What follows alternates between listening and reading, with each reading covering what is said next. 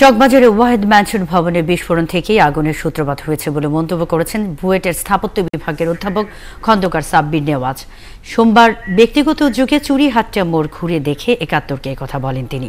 সাব্বির নেওয়াজ বলেন, বিস্ফোরণের মাত্রা এত বেশি ছিল, ভবনের দেয়াল ভেঙে পাশের ভবনে আঘাত করে। বিস্ফোরণ থেকে আগুন লাগার কারণেই এটি সমান্তরালভাবে ছড়িয়েছে বলেও জানান তিনি। তবে কি কারণে এই বিস্ফোরণ তা ফরেনসিক পরীক্ষার মাধ্যমে খুঁজে বের করারও আহ্বান জানান তিনি। এদিকে ওয়াহিদ ম্যানশন ভবনে থাকা মালামাল সরিয়ে নিচ্ছেন মালিকরা। উপরতলাটায় বিল্ডিং এর ভিতর ইনফিল ওয়াল বলে, কলামের মাঝখানে যে ওয়ালগুলো আছে, ওয়ালগুলো নাই বোথ সাইডস। তার মানে এটার ভিতরে একটা খুব এক্সপ্লোসিভ ফোর্স জেনারেটেড হয়েছে, যেটা ওই ওয়ালগুলোকে পুশ করে প্রজেক্টাইল আকারে গিয়ে দেখেন উল্টা দিকের বিল্ডিং এ হিট করেছে। এখানে almost 50 to 60 feet projectile travel করেছে, পুরো বিল্ডিং বেন্ড করে ফেলেছে। পোস্ট বেন্ড করেছে, পোস্টটা এখন নতুন লাগাচ্ছে, আগের ছবিতে দেখতে পারেন পোস্ট বেন্ড করে গেছে। থানা থেকে ওনারা বললো যে ভবন তো ঝুঁকিপূর্ণ, যার যার যেই মাল আছে যতটুকু আছে এতটুকু আপনারা নিয়ে যান। ম্যাজিস্ট্রেট পুলিশের অবজারভেশন করছে, পরে আমাদের অনুমতি দিয়েছে যার যার দোকান।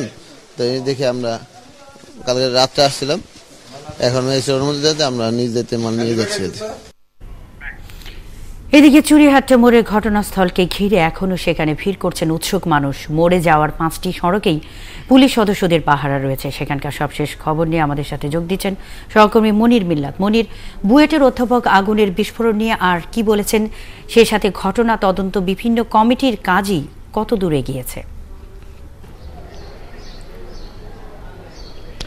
আজকের দিনে আমরা এখানে দেখেছি যে ইঞ্জিনিয়ার্স ইনস্টিটিউশন বাংলাদেশের একটি প্রতিনিধি দল, যেটি মূলত তাদের নিজস্ব উদ্যোগে একটি কমিটি গঠন করেছিল, তদন্ত কমিটি। সেই কমিটির 3 জন সদস্য আজকে দুপুরের দিকটায় তারা চুরিহাট্টার ঘটনাস্থল তারা পরিদর্শন করেছেন। তবে কি কারণে আসলে আগুন লেগেছে সে বিষয়ে কিন্তু তারা কোনো মন্তব্য করেনি। তারা বলেছেন যে যে তথ্যপাত্রগুলো তারা সংগ্রহ করেছেন সেগুলো বিশ্লেষণ করে তারা চূড়ান্ত প্রতিবেদন দিবেন। এর বাইরে বুয়েটের স্থাপত্যবিদ্যা বিভাগের যিনি অধ্যাপক ডক্টর খন্দকার সাব্বির নেওয়াজ, তাকে আমরা দেখছিলাম যে সকাল থেকেই তিনি এই ওয়াহিদ ম্যানশনের বিভিন্ন ফ্লোরগুলো তিনি নিজেই ঘুরে দেখছিলেন এবং সেই সময়টাতে তিনি এই কথাগুলো বলছিলেন যে মূলত বিস্ফোরণ থেকে দ্বিতীয় তলায় এখানে যেহেতু বডি স্প্রে এখানে রিফিল করা হতো, সেই জায়গাতে বড় ধরনের একটি বিস্ফোরণ থেকে মূলত তিনি ধারণা করছেন যে এই অগ্নিকাণ্ডের সূত্রপাত। তবে কি কারণে আসলে সেই জায়গাতে বিস্ফোরণটি হয়েছে সেই বিষয়ে তিনি বলেছেন যে আসলে ফরেনসিক পরীক্ষা করতে হবে, তার উপর ভিত্তি করে আসলে চূড়ান্তভাবে বলা যাবে যে কেন আসলে এই জায়গাতে বিস্ফোরণ